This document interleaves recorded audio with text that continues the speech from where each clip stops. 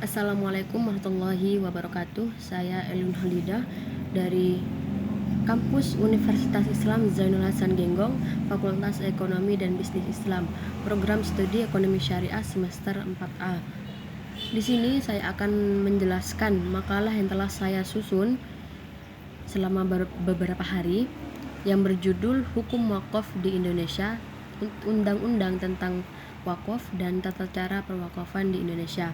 Yang pertama yaitu Hukum Wakaf di Indonesia. Wakaf itu termasuk salah satu di antara macam pemberian, akan tetapi hanya boleh diambil manfaatnya dan bendanya harus tetap utuh. Harta yang layak untuk diwakafkan adalah harta yang tidak habis dipakai dan umumnya tidak dapat dipindahkan, seperti tanah, bangunan, dan sejenisnya, utamanya untuk kepentingan umum, misalnya untuk masjid, musola, pondok pesantren, dan panti asuhan, dan masih banyak lainnya. Hukum wakaf sama dengan amal jariah. Sesuai dengan jenis amalnya, besar pahala dan manfaatnya terhadap orang yang berwakaf. Pahala yang diterima mengalir terus-menerus selama barang atau benda yang diwakafkan itu masih berguna dan bermanfaat. Hukum wakaf adalah sunnah. Harta yang diwakafkan tidak boleh dijual, dihibahkan, atau diwariskan. Akan tetapi harta wakaf tersebut harus secara terus-menerus dapat dimanfaatkan untuk kepentingan umum. Yang kedua yaitu Undang-Undang tentang Wakaf. Undang-Undang Nomor 41 Tahun 2004 tentang Wakaf disahkan dan diundangkan di Jakarta pada tanggal 27 Oktober 2004 oleh Presiden Susilo Bambang Yudhoyono. Sebenarnya di Indonesia sudah ada beberapa peraturan perundang-undangan tentang wakaf, antara lain Peraturan Pemerintah Nomor 28 Tahun 1997 tentang perwakafan tanah milik. Yang diatur dalam Peraturan Pemerintah Nomor 28 Tahun 1997 itu hanyalah wakaf sosial atau wakaf umum di atas tanah milik seseorang atau badan hukum.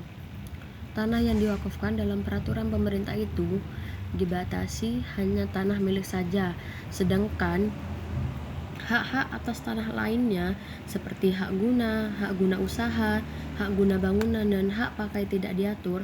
Di samping itu, benda-benda lain seperti uang, saham, dan lain-lain juga belum diatur dalam peraturan pemerintah. Oleh karena itu, pengembangan wakaf di Indonesia cukup tersendat-sendat. Selanjutnya yaitu dalam Undang-Undang Harta Benda Wakaf tidak dibatasi pada benda tidak bergerak saja, tetapi juga benda bergerak seperti uang, logam mulia, surat berharga, kendaraan, hak atas kekayaan intelektual, hak sewa, dan benda bergerak lain sesuai dengan ketentuan syariah dan peraturan perundang-undangan yang berlaku. Bahkan dalam undang-undang ini, wakaf uang diatur dalam bagian tersendiri. Dalam pasal 28 undang-undang ini disebutkan bahwa wewenang yang pertama melakukan pembinaan terhadap nazir dalam mengelola dan mengembangkan harta benda wakaf. Yang kedua, melakukan pengelolaan dan pengembangan harta benda wakaf berskala nasional dan internasional. Yang ketiga, memberikan persetujuan atau izin atas perubahan peruntukan dan status harta benda wakaf. Yang keempat, memberikan dan mengganti nazir. Yang kelima, memberikan persetujuan atau penukaran harta benda wakaf. Yang terakhir ialah memberikan saran dan pertimbangan kepada pemerintah dalam penyusunan kebijakan di bidang perwakafan. Pasal 1 dalam undang-undang yang dimaksud adalah yang pertama, wakaf dengan perbuatan hukum wakif untuk memisahkan atau menyerahkan sebagian harta benda miliknya untuk dimanfaatkan selamanya atau untuk jangka waktu tertentu sesuai dengan kepentingannya, guna keperluan ibadah atau kesejahteraan umum menurut syariah. Yang kedua, wakif adalah pihak yang mewakafkan harta benda miliknya. Yang ketiga, ikrar wakaf adalah pernyataan kehendak wakif yang diucapkan secara lisan dan atau tulisan kepada nazir untuk mewakafkan harta benda miliknya. Selanjutnya, Nazir adalah pihak yang menerima harta benda wakaf dari wakif untuk dikelola dan dikembangkan sesuai dengan peruntukannya. Yang kelima yaitu harta benda wakaf adalah harta benda yang memiliki daya tahan lama atau manfaat jangka panjang serta mempunyai nilai ekonomi menurut syariah yang diwakafkan oleh wakif. Yang keenam yaitu pejabat pembuat akta ikrar wakaf, selanjutnya disingkat PPAIW, adalah pejabat berwenang yang ditetapkan oleh menteri untuk membuat akta ikrar wakif. Badan Wakaf Indonesia adalah lembaga independen untuk mengembangkan perwakafan di Indonesia. Pemerintah adalah perangkat negara Kesatuan Republik Indonesia yang terdiri atas presiden beserta para menterinya. Yang terakhir, menteri adalah menteri yang bertanggung jawab di bidang agama.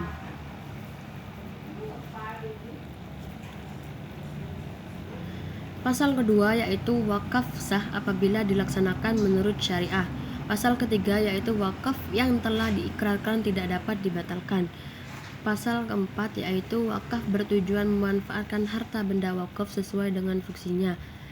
Yang kelima yaitu pasal kelima, wakaf berfungsi mewujudkan potensi dan manfaat ekonomis harta benda wakaf untuk kepentingan ibadah dan untuk memajukan kesejahteraan umum.